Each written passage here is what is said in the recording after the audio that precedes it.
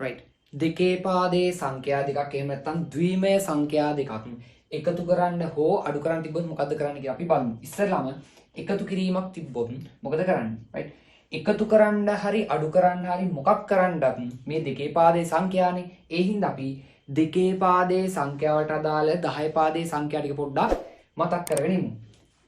1 කියන්නේ 0.1 එහෙම නැත්නම් 1. 2 කියන්නේ 1 බිංදුව. ඒ වගේම 3 කියලා කියන්නේ 1 1. 4 කියලා කියන්නේ 1 බිංදුව බිංදුව. සාමාන්‍යයෙන් ඔයාලා හුරු වුණාට පස්සේ සාමාන්‍යයෙන් 10ට වගේ යනකම් සංඛ්‍යා ටික ඔයාලට නිකම්ම මතක තියෙයි. හරි. මෙන්න මේක පාවිච්චි කරලා තමයි අපි මෙන්න මේ සංඛ්‍යා දෙක එකතු කරන්න යන්නේ දැන්. හරිද? 0.1යි සාමාන්‍ය පද එකතු කරනවා 0.1යි කිසි ප්‍රශ්නයක් නැහැ. 1යි එකතු කරොත් 2යි. හැබැයි මෙතන අපිට 2 ලියන්න බෑ. 2 වෙනුවට ලියන්න වෙන්නේ කවුද? 1 බිංදුව. 1 බිංදුව කියන එක්කනාගේ ඉලක්කම් දෙකක් ලියන්න බෑ. 1යි ලියන්න වෙන්නේ. එහෙනම් අග සංඛ්‍යාව ලියනවා. මෙයා ඉතිරි එකක් විදිහට අරයි යනවා. 1 1 2 1 3යි. දැන් 3 කියන්නේ 1 1. එහෙනම් 1 1 කියන එක්කනාගේ අග එක්කනාව ලියනවා. මෙයාව ඉතිරි එකක් විදිහට අරන් එනවා.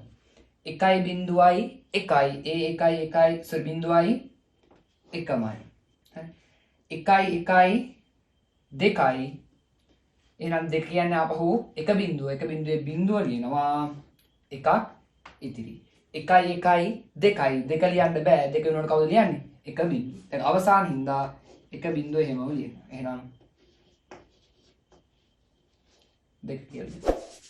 හරි අපි මේ සංඛ්‍යා දෙකම එකිනෙක අඩු කරලත් බලමු කොහොමද?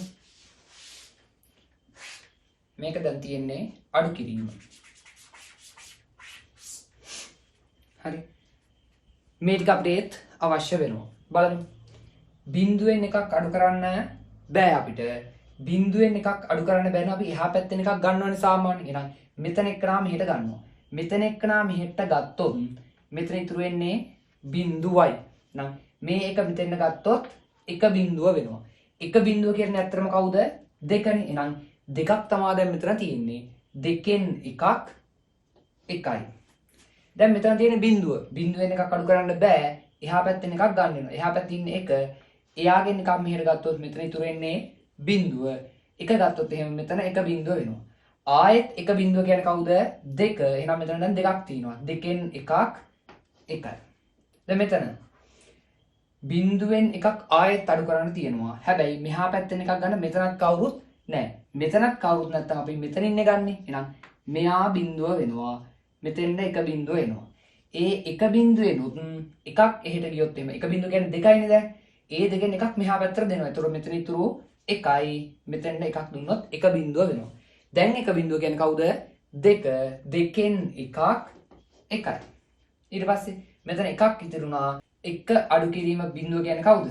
1යි. මෙතන බිංදුවයි. බිංදුවෙන් එකක් අඩු කරන්න බෑ. එහෙනම් එහා පැත්තෙන් එකක් ගන්නවා. මෙයා බිංදුව වෙනවා. මෙයාට 1 බිංදුව එනවා. 1 බිංදුව කියන්නේ 2යි. දෙකෙන් එකක් 1 විදියට.